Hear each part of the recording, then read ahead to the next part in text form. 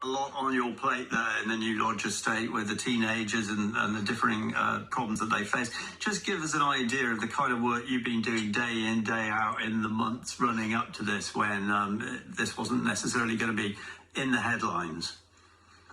Well, I suppose all I really am is an amplifier for marginalised young people. People who have previously had a lot said about them would have said very little for themselves. And where I come in is I introduce them to an inclusion, which they haven't had. A lot of them have been barred from mainstream youth provision in the past. And it's just amplifying our problems. And we're called a Youth Empowerment Scheme.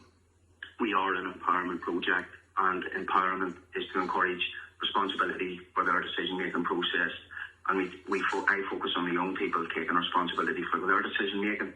So it will promote a wider acceptance of accountability throughout the whole community. And that's what we do. We work daily. We have discussions about every problem that arises. We talk and we discuss it. And I just listen and bring our issues to the people that need to hear them. I'm looking at the comments that you made to Alison in the newspaper, and it's pretty evident that this isn't a 9-to-5 job for you. You are at this 24 hours a day. Yeah, and I suppose in Alison's article was absolutely amazing. It brought the debate to a platform that I have failed to achieve for 3 years of work. And to see the people commenting on it is great, because all I wanted to express for the past 3 years is that I fully support youth provision in the new Lodge in Carrickhill at present. Youth provision in the normal youth provision in the new Lodge at present is amazing. We have New Lodge Youth Centre, we have Artillery Youth Club, and they do amazing work. But it's normal youth provision, and it works normal youth hours. The workers are 9 to 5. The problems in the new Lodge probably only begin when the doors of normal youth provision close. The problems start at around 9 p.m. on a Friday night, and it continues through to maybe 10 a.m. on a Monday morning. And that's what's lacking, is that alternative youth provision that would that can ease that gap. Because there's so many amazing things that happen in the new Lodge that never ever get publicised. There's people in the new Lodge, the normal youth workers that work in the new Lodge, they're second to none. They're the best in the country. They never get any credit. And once a year, you have what's been called the pylon about the bonfire. And we have nobody discussing why the bonfire is an issue. The bonfire brings serious social hazards and potential harm to the community and children. But why? It's not simply burning pallets. It's all of the social issues that exist the other 364 days a year that create those hazards, and there's no approach to address them. So all we try to do is provide youth provision outside the hours of business, really. It is 24/7, but it's enjoyable. I think we've got on the line Michael Stewart, who featured in some of the press coverage last year, Michael, because I think you were defending the bonfire, weren't you?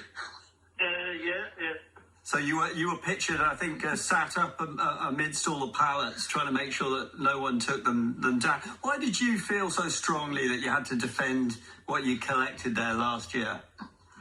Well, see, for me, the bonfire was always about the anti-internment due to the 1971 commemorating all ex-internees prisoners, and that's why I felt, as a Republican, we have to, stand up for ex-interned prisoners, because there isn't really, the field doesn't really do anything for it. The main reason for the 8th August was to commemorate the prisoners, but the field now replaces that, and that's nothing to do with any republicanism. Well, it obviously got pretty hot and heavy last year, so what's happened this year to make you handle this in a different way? What are you going to be going and doing over the next weekend or so? Well, this year, there wasn't really any motive this year because of it, but then after last year, there was stabs and stuff, and you have to look after the community before their own agendas. Commemorating Republicans doesn't come before the safety of kids and safety of people's lives. And are you going to be going away from New Lodge, or will you still be around? Would you be tempted to go to one of the other bonfires in the west of the city or not? Well, there isn't really any bonfires happening anymore. There would have been already over, but there isn't nothing really there, you know what I mean? Because there's no trailers, nothing anyway. So I don't even think there is anymore. Because the bonfires would have been.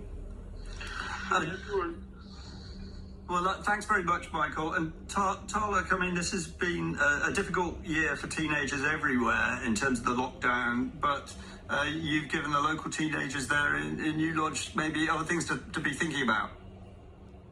Yeah, well, we've had help from lots of people, and it's moving on.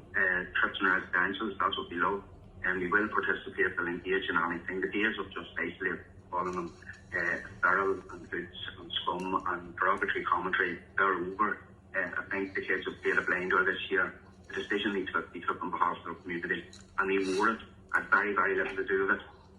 It was the children's decision, and I just want them to be rewarded for it. I want everybody's very critical when this bonfire is built, and now that it wasn't, I want the community, I want everybody in society to know what that decision means. Okay, Tarlach, I'm afraid we're out of time. That was Tarlach Mac Dhónaill. We also heard from Alison Morris and Michael Stewart. That